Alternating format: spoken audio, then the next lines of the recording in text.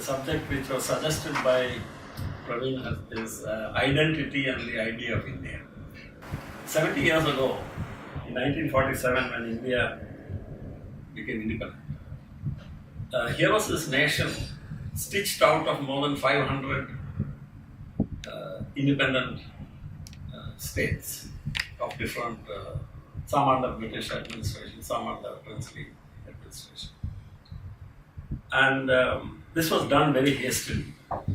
And it's 70 years later, it's still a functioning entity, one country.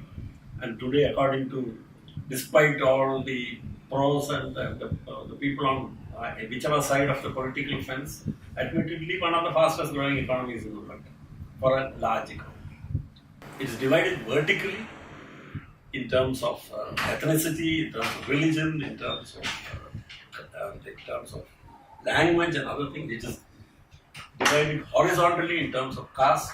This is a very peculiarly Indian phenomenon. So this is the background.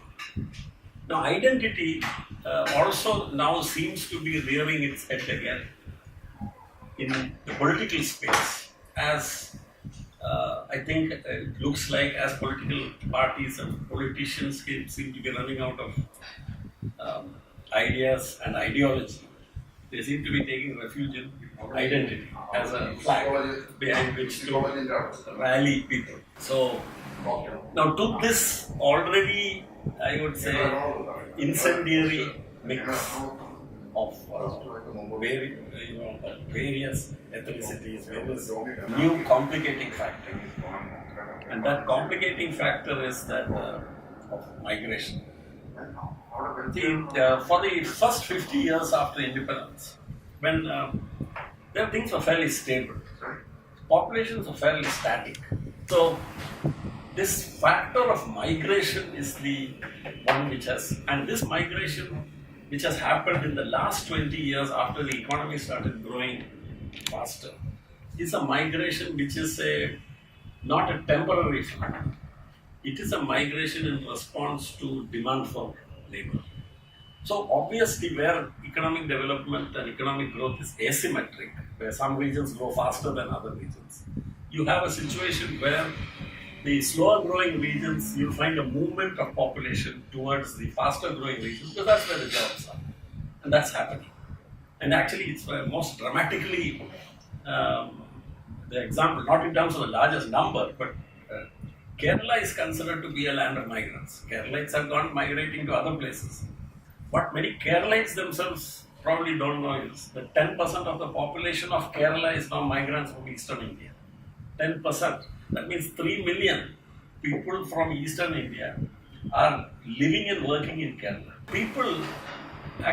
Many people can justifiably take pride in the fact that India has survived as a functioning entity despite all this diversity, despite the doomsayers, despite all the centrifugal forces at work. We have survived. The troubling question which we need to address as a society is, are we capable of surviving on like this into the future? Because we never had any thought are the issues which we could perhaps look at today. That so while there are issues thrown up by any society with multiple identities, society's response in the last, say, if you take the last few years, it has not been very encouraging. It is resulting, one response is that of regional feelings are growing, like sons of the soil kind of agitation, which has been there sometimes. Then there was a lid put on it, but now that seems to be again coming. Then majoritarian feelings based on perceived threats from immigrants, like in Assam, threat from Bengali migrants from other parts of India and Bangladesh. And same thing is in Nepali migrants into Gorkhaland, it's very small scale. Then in other states, certain other states, people from in Mumbai, earlier the threat was seen as South Indians into Mumbai, now it is the people from UP coming into Mumbai are the targets of the local people. So the problem is that we have not shown ourselves really as having the strength and vigor as a society to have the instruments and the wherewithal to deal with these competing threats, competing claims. Let me put it this way. A classic example, let's take like a laboratory case which we have, and I've written this book about that, about my experiences as a young administrator in Manipur. Here is a state with it's like a microcosm of India. Why did you hold up the book? No, it's okay. This book, Manipur is a microcosm. It has a bewildering number of ethnic, vertical divisions, according to ethnicity, tribe, etc. for a 2.5 million population. And no, we have not distinguished ourselves, neither the government of India nor the local government in Manipur have distinguished themselves with coming up with anything resembling a sensible approach to solving the problem. If we can't do this for such a small state where we can contain the problem, how are we going to do it?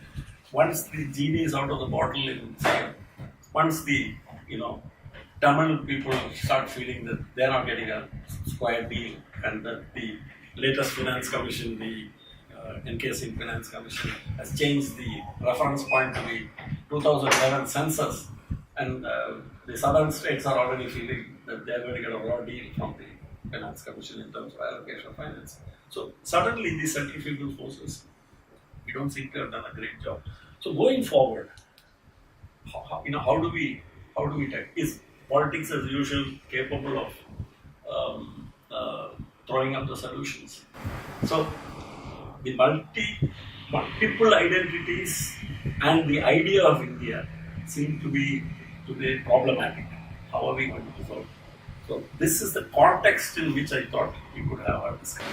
So as I've understood from what you just explained, because it is a complex problem we are going to have in future. And I think all the political parties and NGOs have to wake up to be able to handle this phenomenon of migration which is taking place. And as I understand, this is rampant migration taking place all over the country, especially in the metropolis. There is a different kind of migration also taking place, which I would like to bring to the notice of all of you. Since I belong to two states, one is Haryana and the other is Delhi. In Haryana, a lot of affluent migration is taking place because they are getting attracted towards glamour of metropolis, and they come from affluent families. They have no dearth of money, and this kind of migration when it takes place to metropolis, so these people also go and add to the problems of wherever they are migrating to. So migration both ways, whether they are labor, the individuals who are going in quest of making good money and raising the standards of their family, or affluent families. The kids nowadays, especially, all of them, they want to settle in metropolitan areas. They come from their background is they're coming from landlord families, and there's a lot of influence in Haryana, primarily based on the prices of the agricultural land over a period of time, which have increased astronomically. So tremendous amount of resources available. I personally think there are two kind of migration phenomena that we need to deal with, and in future, of course, we are going to face a monstrous problem. Dr. Mansoor.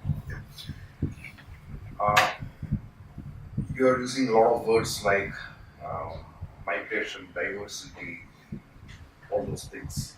I am an internal medicine specialist.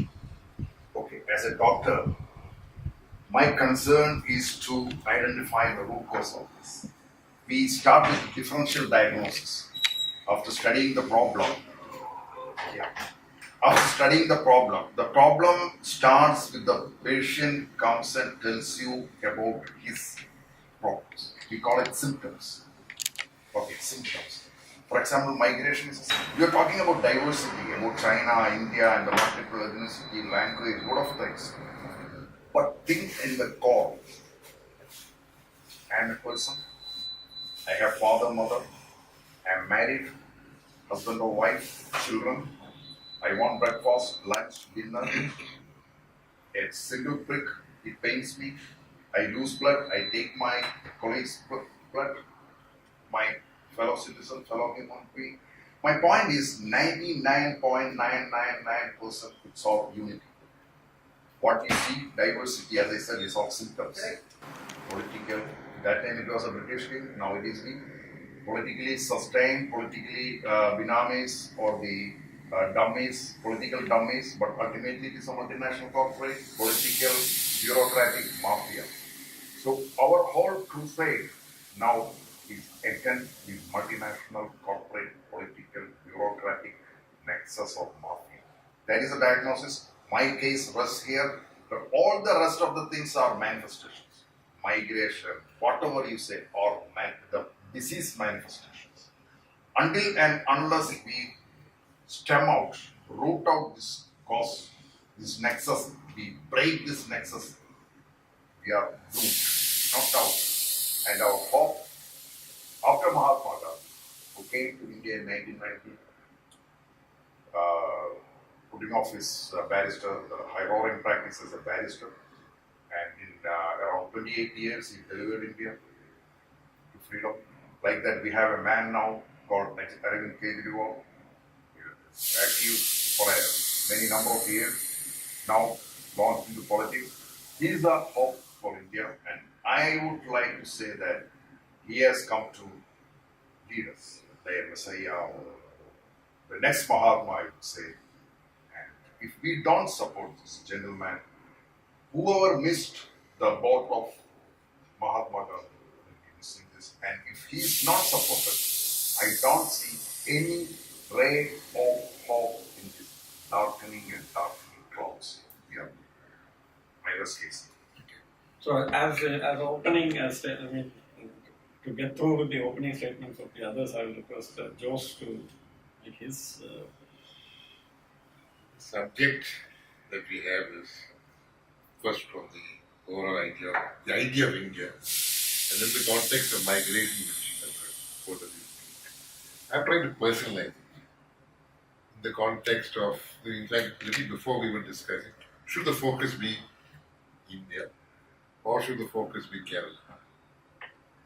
And to me, India is too big, too complex to even handle. My friend Bala has written what I see there. On a clear day, you can see India. On a clear day, India is too vast. I think here I am trying to see India. I am seeing the room that we are, the context that we are, and I approach the subject from there. I'm last 40 years been in Kerala. In Kerala's, I think, most successful industry, the industry of tourism. The context. I'm just going back to try and analyze this idea or this phenomenon of migration, of movement of people, whether it could be as a solution, it could be as an opportunity, it could be as a threat. Now, India, in the beginning, in the early 90s, Kerala, I'm looking at it.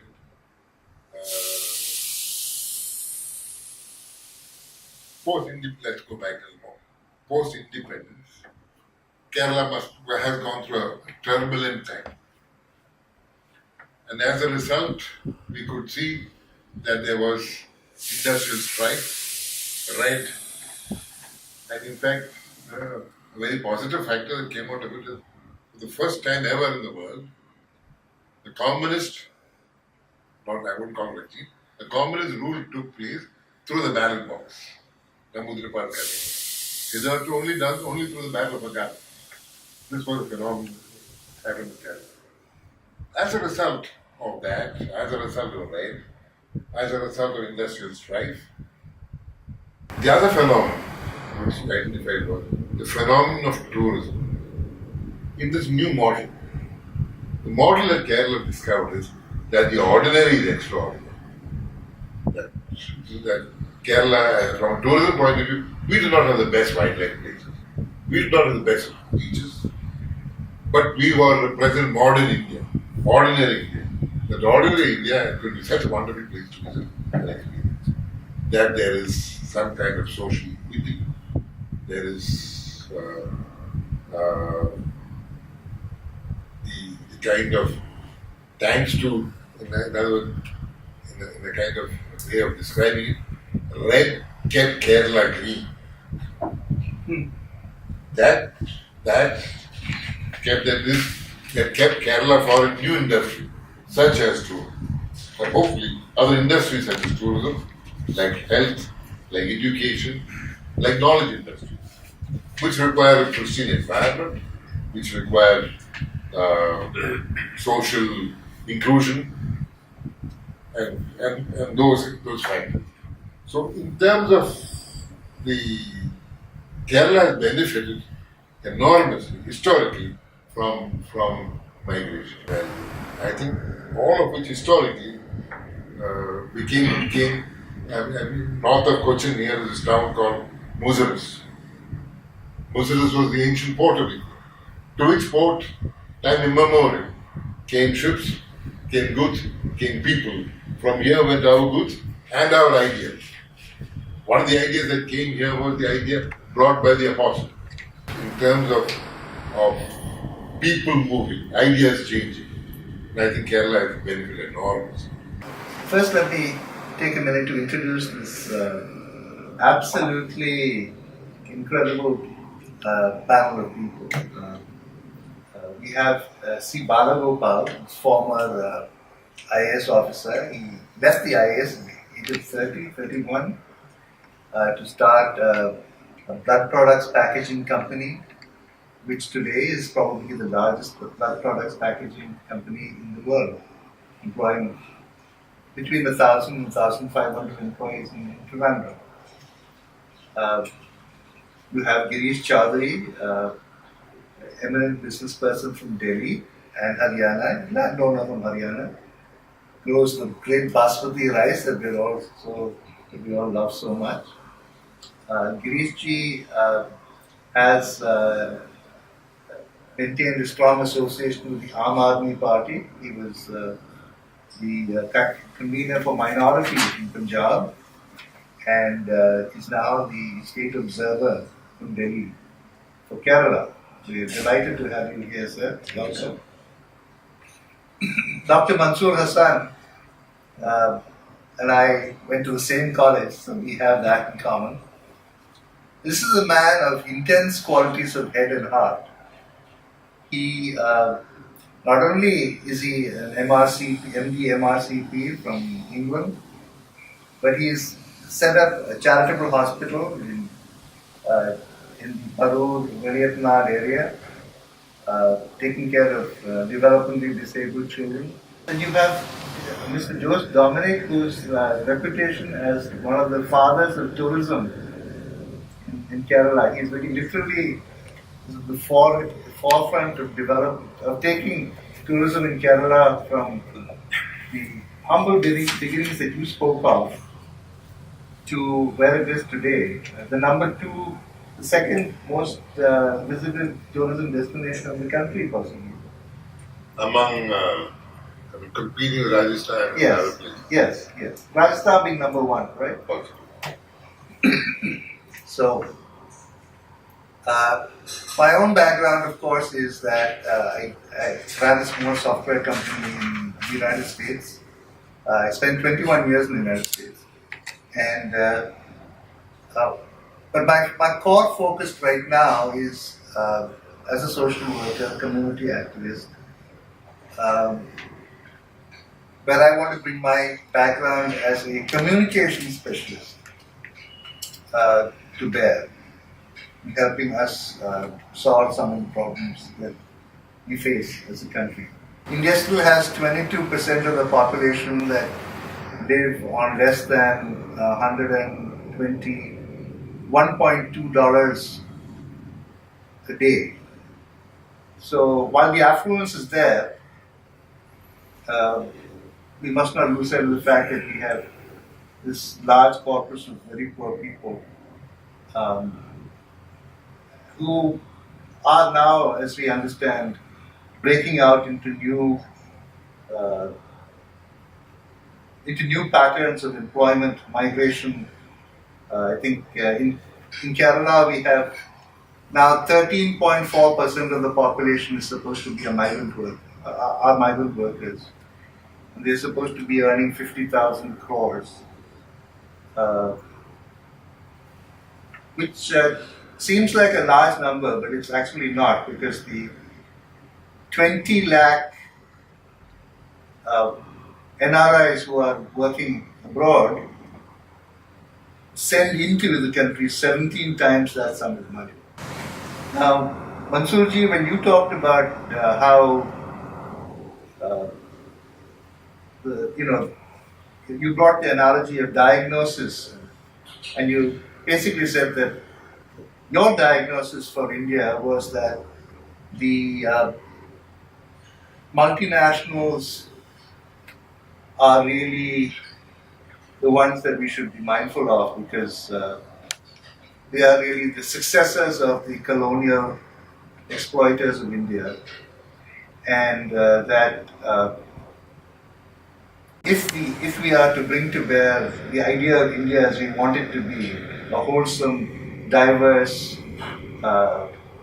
place that allows for a multiplicity of ideas, then we have to make sure that we are not, the democracy as we know it is not suborned by foreign commercial interests. Foreign and national. Foreign and national, yes. National multinational corporates. Yes. Joshi, I love the way you address the issue of tourism, because it is an area that is very dear to my own heart. Tourism, the beauty of tourism, that it has the highest employment per million rupees of investment. The employment finance ratios in tourism are really excellent, the kind of thing that this country needs, because we have still so much unemployment. In fact, we have a lot more unemployment than we know, because a lot of the unemployment is not recorded. It's what makes it even more painful. My own 2 cents worth on what we just talked about is that the idea of India, as we understand it, is really a beacon to the world. We are, for all our flaws and weaknesses, a nation that has managed to survive 70 years of post-colonial development. Let's not forget, during colonialism, our industry was eviscerated, our educational system was dismantled, our sense of self as a nation was suborned. So the idea of India itself was at risk, because our elites, all our best and brightest people started aping the West. But the tragedy was that the idea of India sort of seemed to leave the mind of our most promising young people, who stopped identifying with the nation and began to look for solutions purely from the West. You spoke of the Aam Aadmi Party, Mansoorji, and the Aam Aadmi Party says that we are currently undergoing what's called the second freedom struggle, where the premise is that the first freedom struggle removed the Western oppressors or the colonial oppressors, but there are still Indian oppressors that have taken the economy over, and that the average Indian is still has still very little say in how the nation is run. Now, I'm inclined to agree with that position, but it's not quite so simple, because the idea of India is, as you said, Lorna, the idea of India is not some monolithic idea of Hindu Rashtra. The most charming and most appealing part of India is its own diversity, and the fact that, as T.S. Eliot puts it, truth seen in the flash of contraries. You have wonderful jostling of ideas, and in there emerging the kinds of solutions that really we have to offer the world. So my prayer and hope is that the idea of India remains diverse, that it remains open, looking at tradition, but also open to borrowing ideas from the West when and that it remains spiritually rooted, because ultimately it's not all about economic development, it's also about human development. So the idea of India is about including, it's about inclusiveness, diversity, and openness. And I just hope that we can continue to keep these ideas to the fore. Back to you. Yeah, so I think many from the responses of the friends around the table, it's clear that we have different views of the issue at stake itself, and its importance. Can you please highlight what exactly are we focusing on? No, my point is, very frankly, I feel that we have gone into many, many different directions. Right. So I want to return to what I mentioned right at the beginning. It was a very specific subject, which is that there is an idea about India, which is as a diverse nation, consisting of very different religions, different languages, different communities. In fact, of a variety not seen anywhere else in the world. Because it survived for 70 years, it doesn't, I feel it is no assurance that it will survive as an entity like this for another 70 years. Because of the fact that there are some developments which have gathered force over the years, and especially in the last couple of decades with more rapid economic development, the differences between regions, exactly as happened in China, has happened in the US, has happened in Europe, this will happen in India. Labor has to come from somewhere. This labor is going to come from some other part of the country. The difference is they don't speak the same language, they don't eat the same food, they don't have the same customs, they don't have the same culture. Now, this was not a problem in a static society which was separated by vast distances, etc. You could, and everybody gave it nice names saying we are all very harmonious, etc. But there was enough elbow room. Now suddenly, all these qualities which we imagined ourselves to possess, that is being very friendly to Atithi, Devo, Bhava, and all that, we talk about all that. It was alright as long as the Atithi was 100 miles away. But if the Atithi is breathing down your neck and there are 100,000 of them camping in your district, then are you going to be as generous minded? The evidence from various places where migration has happened and where the local people have responded is not encouraging. And as I said, I'm not taking Mumbai, I'm not taking all these certain regions of the country where regional forces have raised their head. You even take a small case like Manipur. where there is diversity, they have not been able to figure out how can a Kuki, Naga, Paite, Mizo, Maite and all of them, how can they coexist? There are 2.5 million of them only. A small sliver of land. They are unable to figure out a way to work. They're keeping on carving down their districts down to. So, logically, is that the destiny for the rest of India?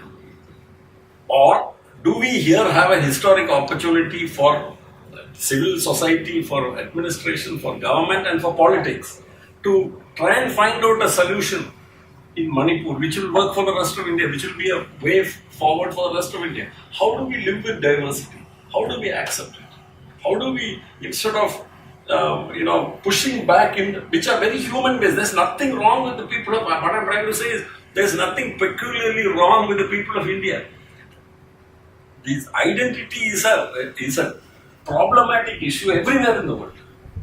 Northern Ireland and Belfast, even now it is just an uneasy peace which is being held there. There is some agreement in place, but it's only the force of arms and the alertness of the local administration that prevents those people from being at each other's throats. That's Northern Ireland. What about Europe? When the Balkans, see what happened there. So the power of identity is so strong. As Dr. Mansoor said, yes, it is superficial. But unfortunately, my friends, what has been the biggest driver of, if you see a lot of the issues which have been happening between peoples and between nations and between political entities, all based on identity. 60,000 years ago, after all, those humans who walked out of the Great Rift Valley and crossed the land bridge into Asia and half turned right and came into Asia and half turned left and went to Europe. They all must have looked the same. They all must have eaten the same food. They all must have been speaking in the same dialect or whatever it was. So where did all these differences come from? Only in the last 50,000 years of human evolution. Anything like migration. Take migration, the word migration. It is either created or spontaneous. For example, why did Alexander come all the way from Greece to this place? They wanted spontaneous. He wanted to conquer all. Take the laborers. That one was the emperor who came. Here is the poor laborer who is migrated. It's forced. The other is spontaneous or natural to conquer, to improve his status. So like that, everything has to be structured. That is for structured analysis or structured thinking. The best example is about this migration. Now you are talking too much about diversity and how this identity can be brought together or how we can accommodate our diversity. Let me tell you, sir, diversity is just a natural phenomenon. I come to your house, the taste in your the food which you create in your kitchen is a bit different from what we create in what I create in my kitchen. But the essential components are the same. Sugar, rice, potato, all the same thing. So it's all superficial. In the core, it's all the same, and there should not be any conflict. But why is there a conflict? Yeah, that I'm coming to. See, in the spontaneous nature, the way God has created, there should not be any conflict. Because we are all, it's like the Swaraj, it's a total local development. We can have everything. God has created the world like that. We can have everything in that place. We don't have to attack somebody else. We don't have to go. But when surplus is there, as merchants, people go to other countries, and there is an exchange of things. Where rice is not available here, I give oil or I give something else, take the rice. So it's a peaceful coexistence where something is deficient. For example, you take rice and dal. Rice does not have enough protein, dal has enough protein but not carbohydrate. So you combine rice and dal, the best food in the world. Italy, dosa. So like that, Lord Almighty has created the world. It's something deficient somewhere, it is available there. So we have to understand and exchange with each other with a peaceful coexistence. Haryana state again, there's been a large migration from Bihar because Haryana is a very progressive agriculture state. Now I will try to differentiate between Haryana migration, the same migration of Biharis is taking place in Kerala. In Kerala now they have started getting attracted more towards Kerala because daily wages that they get in Kerala are far more higher than what they are being paid in Punjab and Haryana. Identity and the whole idea of this country as a place where multiple identities, diversities, all these are accommodated, and people will come and live in peace and harmony together, and go about their work, worship whichever gods they want, whatever religion they want, and food habits they want, all these things. Then we say the thing seems to be one concern is that factors, these identities are themselves, when numbers increase and when the claim on available resources starts, because population is increasing, it's not remaining static. No, almost everywhere in the world, the issues are caused by competing claims over scarce resources which are not growing, while populations are expanding and there's increasing, claims on those resources.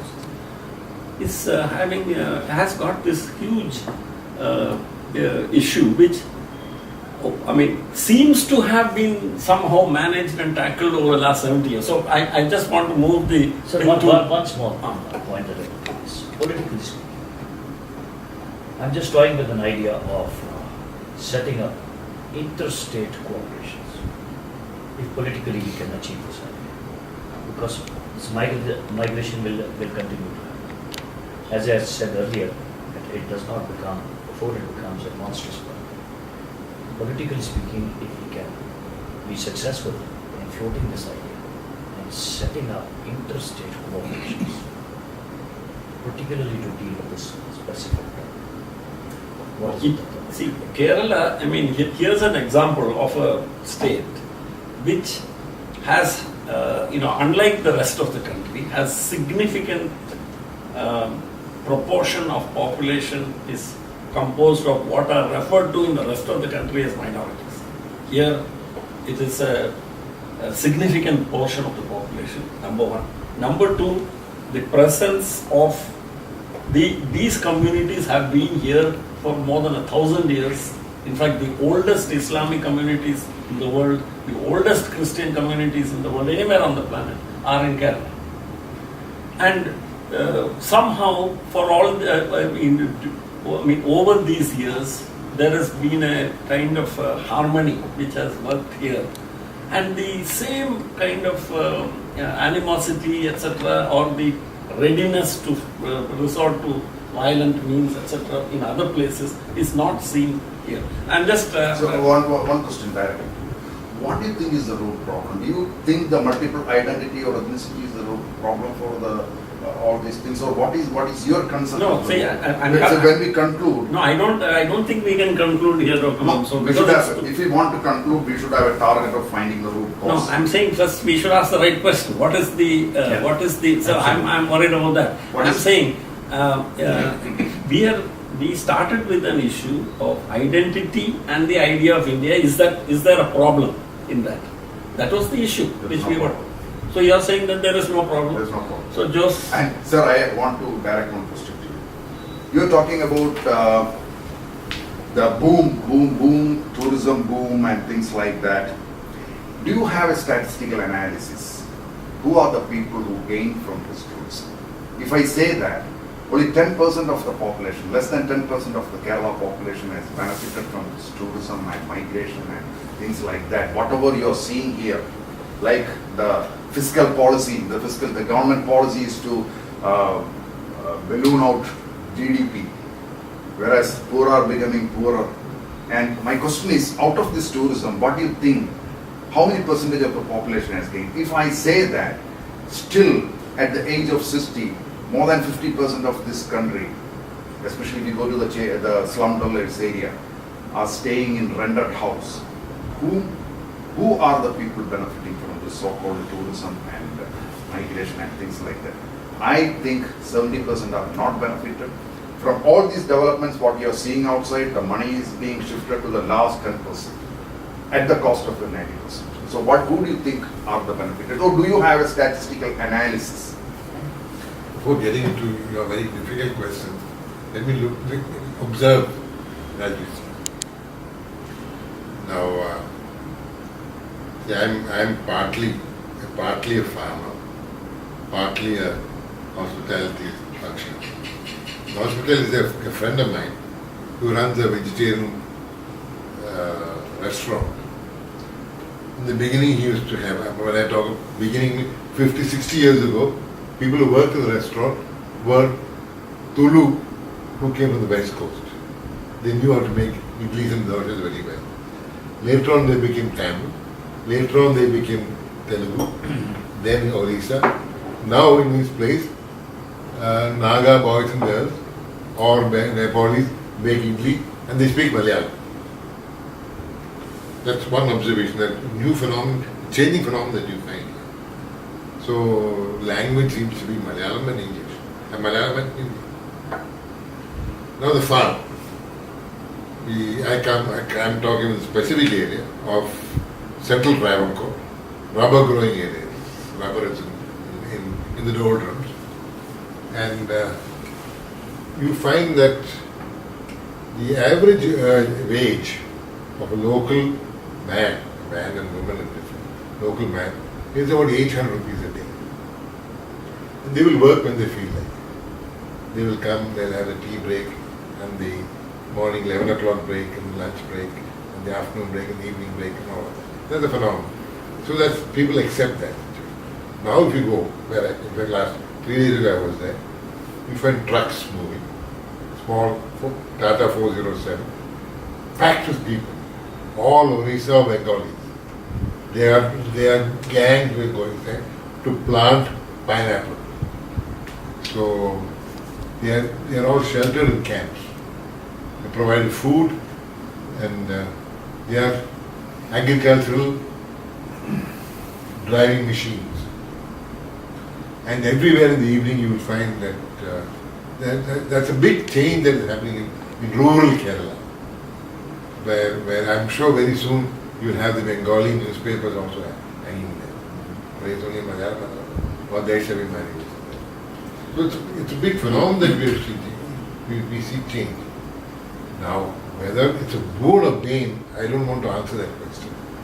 To your question, whether it is how benefit by this new industry of tourism.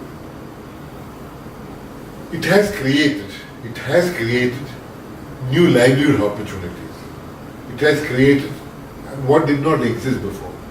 Today, when I went around in my morning walks, when I see people, local residents, I ask them, where are your children? He tells me, one is in Dubai. Now you say, he is in Canada. I said, next generation is not going to be here. It is true, I'm talking about small rural village.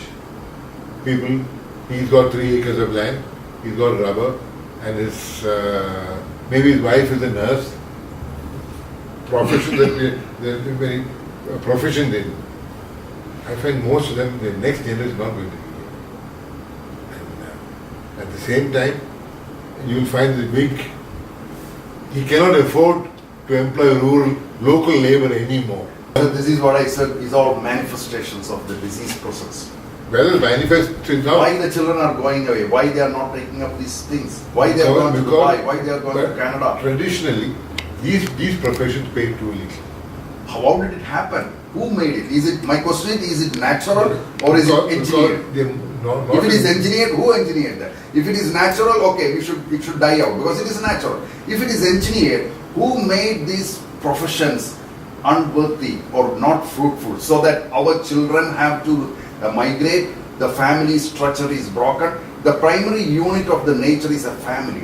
Why should our children have to migrate unless it is a spontaneous natural cause? Lobbies in the West are the large owners who ensure that through political means they get the massive government subsidies which are needed to make them survive. That's my point. Who is this powerful lobby? I'm coming down, focusing. No, but just to Dr. Mansoor, let me just say, for instance, I don't think we have the scope to get into a detailed discussion about that, but see, terms of trade are turning against basic primary producers like plantation owners and all this commodity. Terms of trade, global terms of trade. No, there is no conspiracy or some individual or anything behind.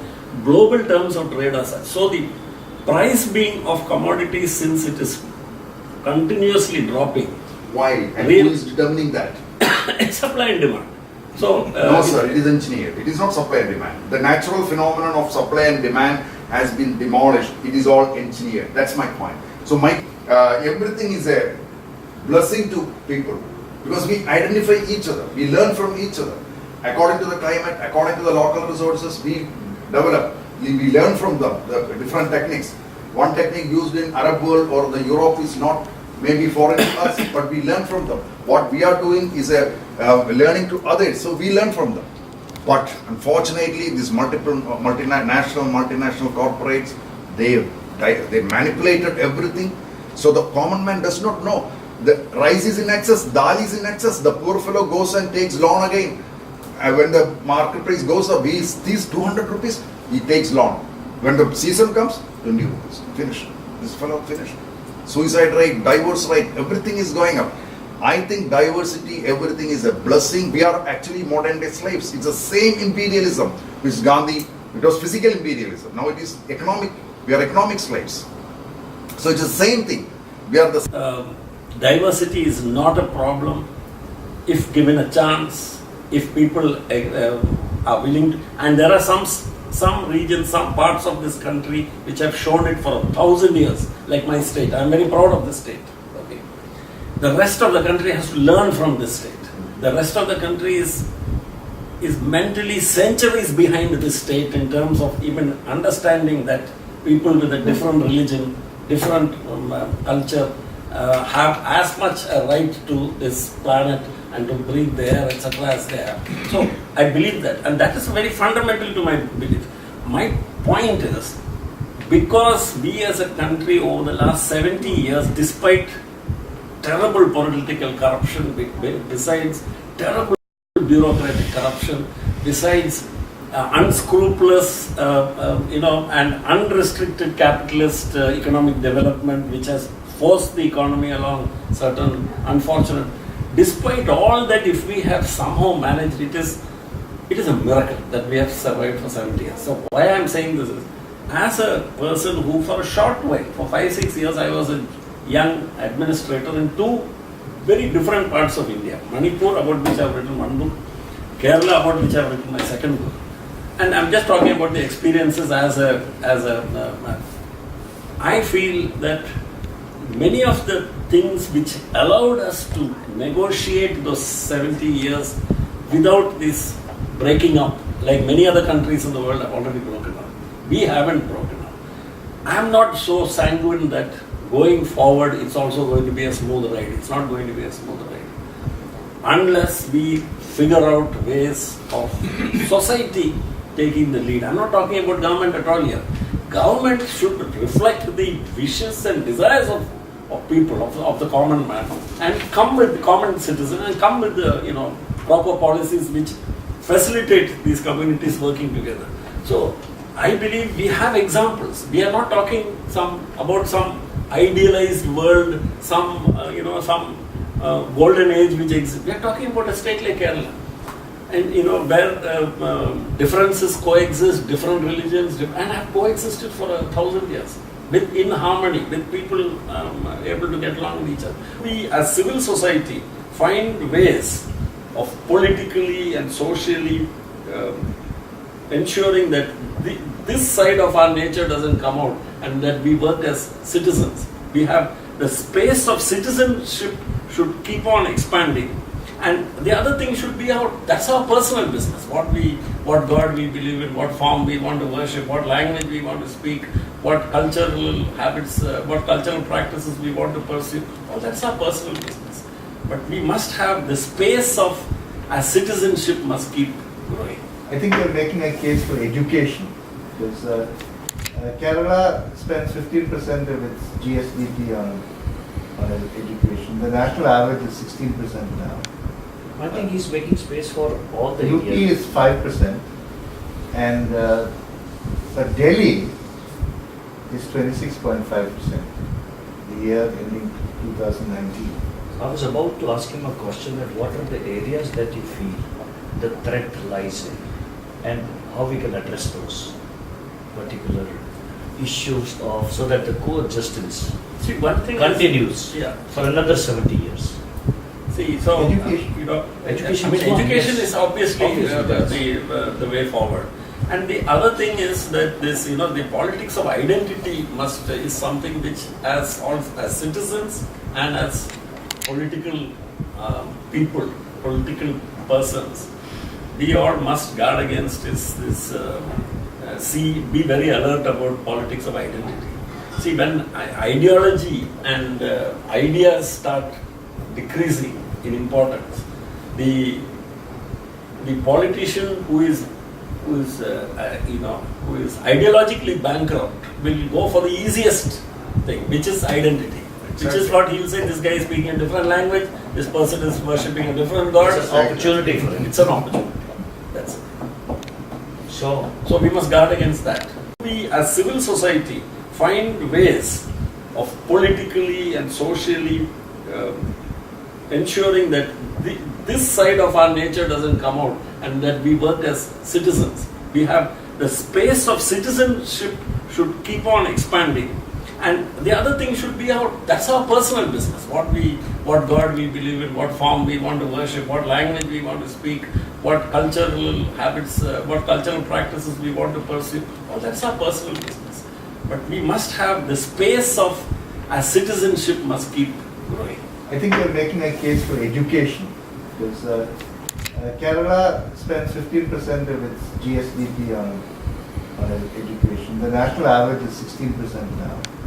I think he's making space for all the UP areas. is 5%, and but Delhi is 26.5%. The year ending 2019. I was about to ask him a question that what are the areas that you feel the threat lies in and how we can address those particular issues so that the coexistence See, one thing continues Yeah. for another 70 years. See, so Education. Education I mean, is one, education yes. is obviously Obviously, the way forward.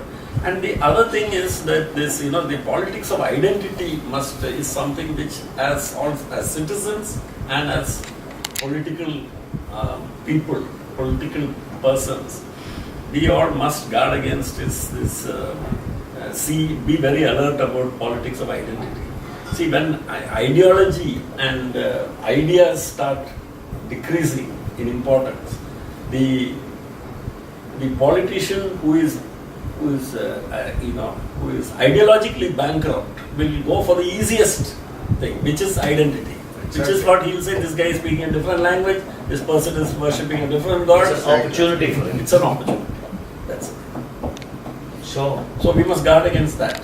Diversity is about taking advantage of opportunity, and the problems that result from diversity are those that can be largely countered through education and through understanding.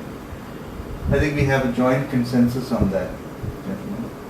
And any concluding remarks? I think if I'm going to conclude, I would say that one of the purposes of this portal and this platform which Praveen had been speaking about, Well, both of us have been I think it's very much served by a colloquium, by a conversation like this. See, what must not happen is, right from the beginning, and what will take away from the value of such a discussion is if there were identity of views, because that would immediately indicate in this case, 5 minds which are thinking along the same lines, have the same experience, have probably gone through the same mill. But the value of such a colloquium, if I were somebody, an outsider listening to this whole thing, is what I could take away from this whole thing would be that on a subject like this, you could look at it from so many different aspects. And there is no unique solution, there is no unique model to be followed. Every society finds its own equilibrium, finds its own way of finding a harmonious way for its members to live a peaceful and gainful kind of life.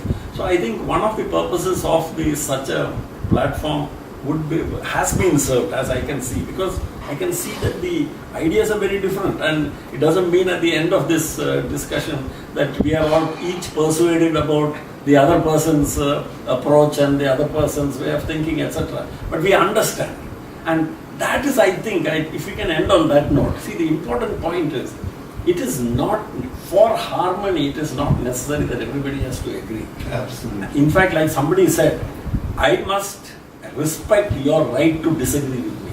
And if we have that kind of basis, we will have a civilized society.